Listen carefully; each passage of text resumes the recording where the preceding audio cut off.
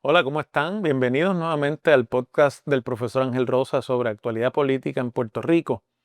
Y como siempre, pues agradecerle a todos y a todas que se sigan suscribiendo a nuestro canal de YouTube o que nos envíen sus comentarios y sus reacciones a los temas que discutimos aquí. Eh, Recuerde que si a usted le preocupa su azúcar, debe probar Glucerna, que es nutrición especialmente diseñada para personas con diabetes. Glucerna vive cada momento. Con el auspicio de Glucerna y con la audiencia de ustedes que nos acompañan, pues hoy el tema obligado de nuestro podcast es los eventos que han ocurrido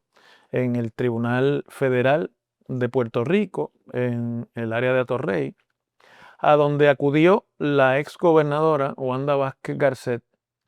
y para hacer alegato de culpabilidad sobre los cargos que hace 3 años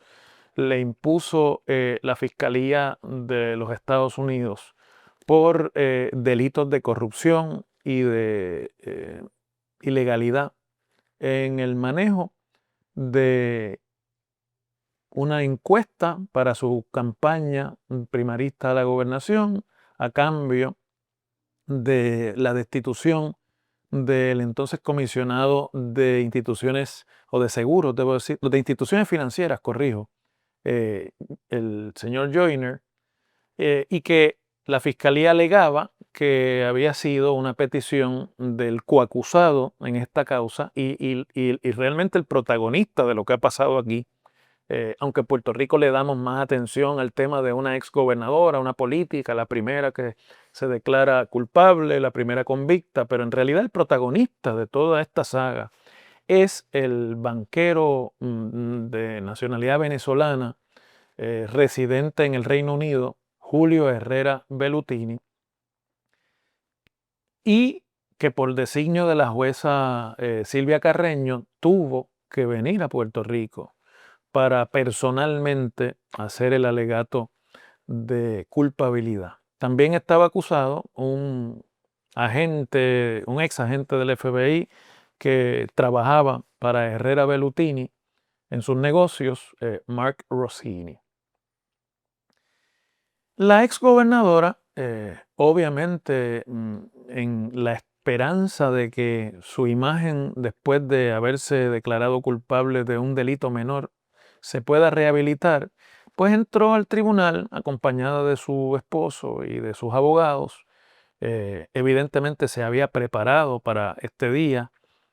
no solamente en términos del discurso y de las reacciones públicas, sino también hasta de su apariencia física y cosmética.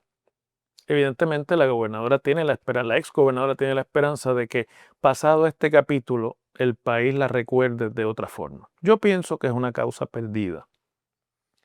porque por más que se quiera decir lo contrario, desde que Puerto Rico está eligiendo gobernadores, 1948 para acá, ningún gobernador había tenido que hacer alegato de culpabilidad. Claro, siempre está el caso y el tema que involucró al ex gobernador Aníbal Acevedo Vilá, que sí fue el primero en ser acusado por causas criminales, también alrededor del financiamiento de campañas políticas. Pero, a diferencia de Wanda Vázquez, Aníbal Acevedo Vilá enfrentó las acusaciones,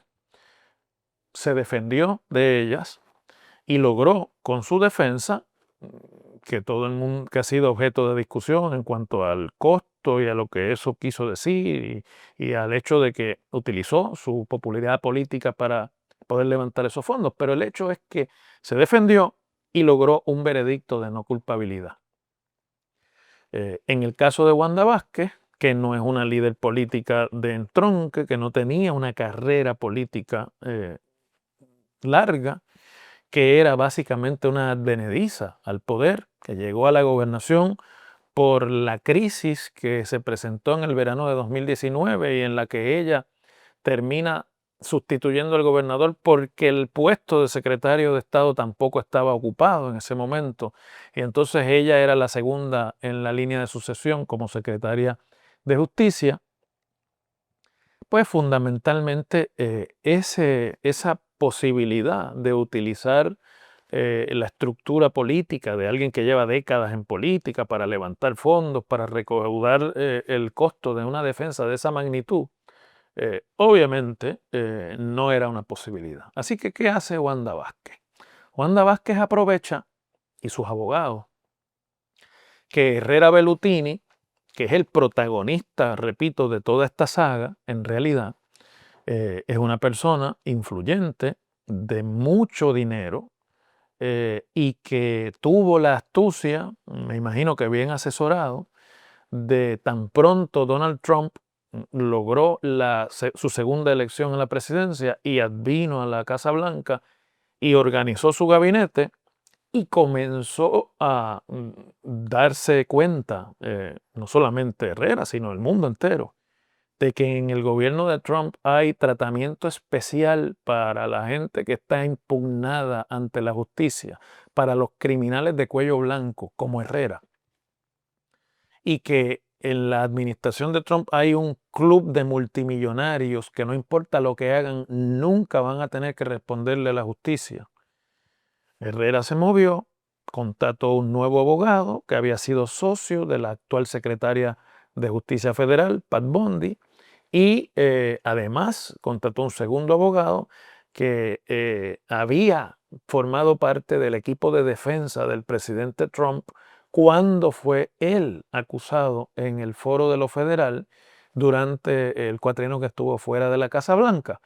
Y una vez logró esa defensa, estos abogados se movieron diligentemente, llegaron hasta la más alta esfera del Departamento de Justicia de los Estados Unidos y consiguieron que la División de Integridad Pública del Departamento de Justicia de los Estados Unidos desistiera básicamente de la causa y obligara a la Fiscalía de Puerto Rico, le ordenara a la Fiscalía de Puerto Rico que transara, que negociara esa causa. Transara obviamente por una causa menor. De forma tal que se anuncia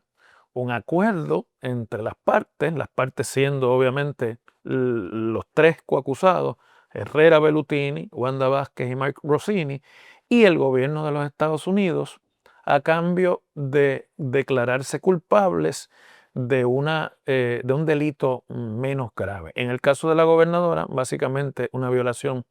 técnica a la ley de campañas políticas, que no implica, desde el punto de vista técnico, depravación moral, y por lo tanto está prevenida la justicia federal de sentenciarla a cárcel. La defensa de la exgobernadora está haciendo lo que puede para que la jueza Silvia Carreño Coll la sentencie a una probatoria, que es una posibilidad que está dentro de las guías de sentencia. Hace una semana, sin embargo, la defensa de Wanda Vázquez sometió una moción de información, un proceso que ya estaba prácticamente concluido ante el tribunal, en la que sus abogados hicieron una serie de alegaciones en el sentido de que no había causa realmente, que no había evidencia contra ella, que la razón por la cual se había llegado a ese acuerdo es porque el Departamento de Justicia, la Fiscalía de Puerto Rico Federal, había reconocido que no tenían evidencia suficiente para lograr la convicción de la exgobernadora, cosa que la Fiscalía Federal de Puerto Rico contestó inmediata y enérgicamente, desmintiéndolo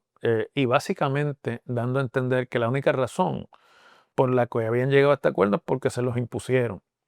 La jueza Carreño, además, ya había hecho y ha hecho varias expresiones en el sentido de no estar satisfecha con lo que va a tener que tragarse, a pesar de que no es su preferencia. Y dijo en el proceso, en la etapa anterior del proceso, que a ella le parecía una herida al proceso democrático y al proceso de tener elecciones limpias y justas, que se haya llegado a este acuerdo y que básicamente a cambio de delitos se le haya dado una palmada en la mano a la exgobernadora y le haya dicho vete para tu casa y no lo vuelvas a hacer. Básicamente ese fue el tenor de lo que la jueza dijo. Por lo tanto, en el ánimo de la jueza no hay un deseo muy amplio de ser leniente o de ser, tratar suavemente a la exgobernadora. Eh, por eso no puedo entender esas mociones de su defensa hasta que vi lo que ocurrió hoy en el tribunal a la entrada y a la salida de la exgobernadora, que decidió, contrario a sus otros coacusados, ponerse a dar expresiones públicas y tratar de excusar. Inclusive llegó a decir que se sentía reivindicada. Eh, ¿Cómo se puede sentir reivindicada alguien que acaba de declararse culpable, aunque sea de un delito menor? No sé. En su mente quizás todavía prela la mentalidad, la forma de pensar de una figura política, de una figura pública, pero pues eso yo creo que ya no está a su alcance y debe dejar ir y que sea el tiempo el que se encargue del lugar que se le va a asignar a Wanda Vázquez eventualmente en la historia de Puerto Rico. Pero por otro lado, y es algo que quiero reflexionar con ustedes, no quiero hoy irme aquí en un viaje de reflexión filosófica sobre esto, lo que esto representa. Yo creo que esto son, ¿verdad? Malas noticias para la justicia en Puerto Rico, sobre todo para la justicia federal. Yo pienso que la jueza está obligada, por lo que ocurrió con el acuerdo, a no sentenciar a la gobernadora a cárcel. Eso lo veremos el próximo 15 de octubre, que es la vista de sentencia. Y que en términos judiciales la exgobernadora pues se sale con la suya. Queda libre, no queda desaforada del ejercicio de la profesión legal y siempre habrá quien excuse como ella sus actuaciones, ¿no? De hecho, me pareció muy interesante y también me pareció una estrategia discutida que la gobernadora Wanda Vázquez al salir del tribunal eh, pusiera esto en el contexto de que ella estaba en ese momento atendiendo la emergencia de la pandemia y del cierre gubernamental, que su mente estaba en ese momento en salvar vidas en Puerto Rico. Recuerden que ella fue la que ordenó, primero que casi nadie en la nación americana, el lockdown en Puerto Rico, a lo que se le adjudica haber salvado a Puerto Rico de caer en aquellos espirales de contagio que ya hemos olvidado, pero que fueron el principio de la pandemia. Y ese es un logro que a ella se le ha reconocido y yo creo que ella piensa que es su principal logro. Y que si ella tuviera que volverlo a hacer, dijo, pues volvería a hacerlo porque las vidas, es decir, tratando de buscar un ángulo favorable, un ángulo humano y un poco un ángulo que le permita una suavidad en la opinión pública. Pero bueno, yo creo que eso es básicamente una aspiración. La reflexión que quiero hacer con ustedes hoy no tiene que ver con Wanda Vázquez directamente, no tiene que ver directamente con Julio Herrera Bellutini, que a mí me parece, en mi opinión personal, uno de los personajes más siniestros y de peor calaña que se hayan acercado a la política en Puerto Rico, porque parte de lo que se ha discutido en el caso es que no solamente trató de sobornar y de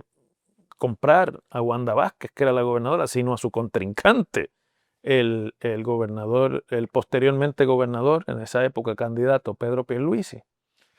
Eh, Mi reflexión es lo que significa esto para la justicia en Puerto Rico. Esto vino de arriba, la administración Trump detuvo el caso, todo el mundo cogió pon, era Herrera Bellutini que llegó hoy allí con una gran despliegue de seguridad privada, empujando a todo el mundo, seguridad extranjera además, y desplegando, ¿no?, el carácter de poder que alrededor de esta movida ha permeado. Él es un blanco, él puede hablar con el presidente, él puede lograr que la Casa Blanca mueva las fichas para exonerarlo a él y a todos sus acusados. Y a ustedes, mis queridos puertorriqueños, que esto sirva de mensaje de que la justicia federal para perseguir criminales de cuello blanco y corruptos multimillonarios que están operando, que estén operando en Puerto Rico, está a la venta. Y que nosotros, que hemos dependido en Puerto Rico principalmente en los últimos 25 años de la justicia federal, de la fiscalía federal